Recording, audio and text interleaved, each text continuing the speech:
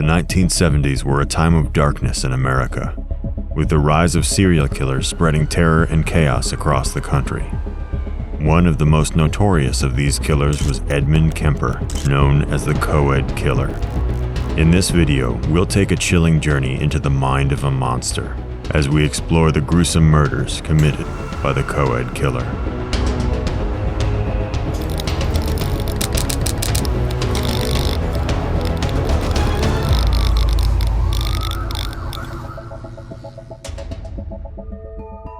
Edmund Kemper was born on December 18, 1948, in Burbank, California.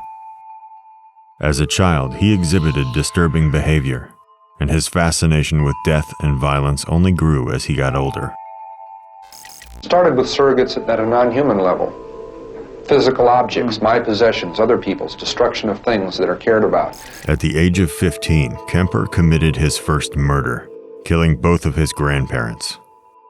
He was then institutionalized at a Atascadero State Hospital, where he was diagnosed with paranoid schizophrenia and showed signs of extreme violence. Despite his mental health issues, Kemper was eventually released from Atascadero and moved in with his mother in Santa Cruz. It was there that he began a reign of terror, preying on young female college students who hitchhiked around the area. Kemper would pick them up, take them to secluded areas, and brutally murder them. His crimes were horrific, and the mutilation of his victims' bodies was nothing short of monstrous. How would you select your victims? I didn't select them. It was random. And it was also developed under the passion. If I was drove, they died. For years, the Co-Ed Killer eluded police, leaving the community of Santa Cruz in a state of constant fear. Some of the people who are committing murders, even as we speak, if they're doing it by themselves and they tell no one about it, they could go on undetected until they decided to stop. And the police wouldn't catch them unless we just happened to roll up on them while they were doing it. It wasn't until 1972 that Kemper's final victims, Marianne Pesce and Anita Lucchesa, were found brutally murdered and dismembered. But it was Kemper himself who eventually led police to his doorstep.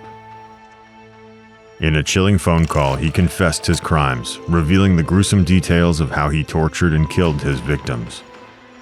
During that time, I became engaged to someone who's young and is beautiful and very much the same upbringing and Disneyland values. And she's very much the reason I surrendered. Kemper was arrested and charged with 8 counts of murder. But even in prison, he continued to haunt the dreams of those who had known his victims. Kemper will be transferred to either Soledad Prison or San Mateo County Jail for security purposes and because some of the other inmates in the Santa Cruz County Jail are becoming uneasy over his presence here. He was known as a model prisoner, but intelligence and charm only made him more terrifying. For years, he remained a danger to society, and the thought of him being free was enough to make anyone's blood run cold.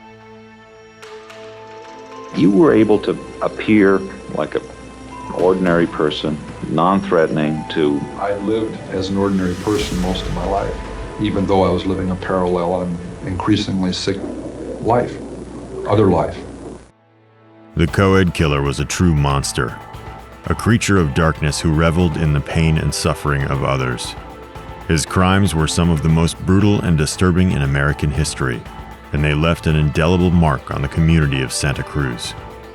While Kemper may be locked up for good, his legacy lives on as a reminder of the horrors that lurk in the shadows. As we go about our daily lives, we must always be vigilant, lest we become the next victim of a killer like Edmund Kemper. Remember, stay safe out there.